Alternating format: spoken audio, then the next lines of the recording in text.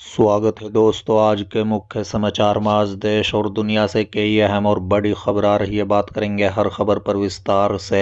नीतीश कुमार ने कर दिया खेला, 15 जनवरी के बाद कभी भी हो सकता है शपथ ग्रहण। बताएंगे विस्तार से। एक और बड़ी अपडेट, दिल्ली चुनाव में फलोदी सट्टा बाजार का ताजा अनुमान। आप कांग्रेस और बीजेपी में कौन जीत रहा है, बताएंगे विस्तार से। इसी के साथ अगली बड़ी खबर में आपको बताएंगे इलाहाबाद हाई कोर्ट की स्थिति चिंताजनक। विधायक अब्बास अंसारी केस में सुप्रीम कोर्ट की सख्त टिप्पणी। बताएंगे पूरा मामला। इसी के साथ अगली बड़ी खबर में आपको बताएंगे विधानसभा चुनाव से पहले आरजेडी और कांग्रेस के रास्ते अलग। तेजस्वी यादव के बयान के बाद चर्चा हुई तेज। तो चलिए देख लेते आज की पहली बड़ी खबर। नीतीश कुमार ने कर दिया खेला, 15 जनवरी के बाद कभी भी हो सकता है शपथ ग्रहण। जी हां दोस्तों, आपकी जानकारी के लिए बता दें कि बिहार की राजनीति में जल्द ही बड़ा फेरबदल देखने को मिल सकता है।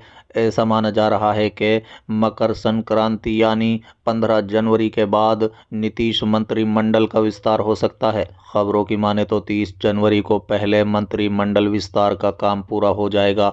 आपकी जानकारी के लिए बता दें कि फिलहाल नीतीश सरकार की कैबिनेट में मुख्यमंत्री नीतीश कुमार के साथ 2 डिप्टी सीएम समेत 30 मंत्री हैं। ऐसा माना जा रहा है कि बिहार विधानसभा चुनाव से पहले मंत्रिमंडल का विस्तार होने वाला है। ऐसे में अब सबकी निगाहें नीतीश कैबिनेट के विस्तार पर ही होंगी। ये भी माना जा रहा है कि भाजपा के 4 नए चेहरे नीतीश कैबिनेट में शामिल होंगे। वर्तमान में नीतीश कैबिनेट में 6 मंत्री पद खाली हैं।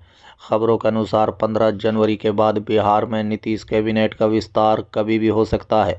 साथ ही ये प्रक्रिया 30 जनवरी से पहले पूरी कर ली जाएगी। और इसके साथ ही वर्तमान में बीजेपी के जिन मंत्रियों के पास कई विभाग हैं, उनके विभागों का पुनर्वितरण किया जाएगा। बिहार की राजनीति को लेकर पिछले कुछ दिनों से लगातार अटकलें लगाई जा रही है। इन अटकलों में सीएम नीतीश की पलटी मारने की खबर सबसे ज्यादा चल रही है। बीते दिनों आरजेडी सुप्रीमो लालू यादव ने सीएम नीतीश कुमार को आरजेडी ज्वाइन करने का ऑफर तक दे दिया। सीएम और राज्यपाल की मुलाकात से पहले जब मीडिया ने जेडीयू के कार्यकारी अध्यक्ष संजय झा से 14 जनवरी के बाद कुछ होने के बारे में पूछा तो उन्होंने फिरकी लेते हुए कहा है कि हाँ, हम जाने वाले हैं।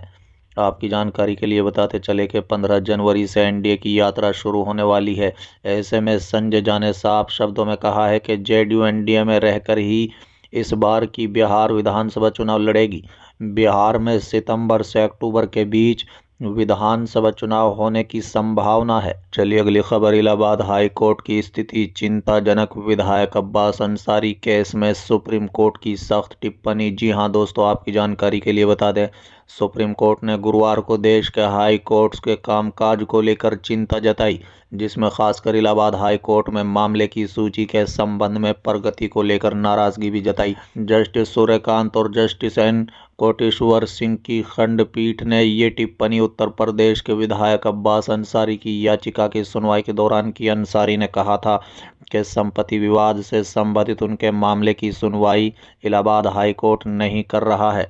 बार एंड बेंच की रिपोर्ट के मुताबिक जस्टिस सूर्यकांत ने कहा कि हम कोई टिप्पणी नहीं करना चाहते। कुछ हाई कोर्ट्स के बारे में हमें नहीं पता कि क्या होगा, और ये एक ऐसा हाई कोर्ट है जिसके बारे में वास्तव में चिंता की जानी चाहिए। इस बार वरिष्ठ अधिवक्ता कपिल सिब्बल ने कहा है कि मैं भी कोई टिप्पणी नहीं करना चाहता, ये बहुत ही चिंताजनक है। इसके बाद जस्टिस कांत ने हाई कोर्ट में मामले की सूचीकरण से संबंधित समस्याओं का उल्लेख किया। उन्होंने कहा है कि दुर्भाग्य से फाइलिंग विफल हो गई है, लिस्टिंग विफल हो गई है। कोई नहीं जानता कि कौन सा मामला सूचीबद्ध होगा, और मैं पिछले शनिवार को वहां था और कुछ संबंधित न्यायाधीशों और रजिस्ट्रार के साथ मेरी लंबी बातचीत हुई थी। चलिए अगली खबर। विधानसभा चुनाव से पहले आरजेडी और कांग्रेस के रास्ते अलग। तेजस्वी यादव के बयान के बाद चर्चा तेज। जी हां दोस्तों, आपकी जानकारी के लिए बता दें कि विधानसभा चुनाव से ठीक पहले महागठबंधन में तनाव की स्थिति बन गई है।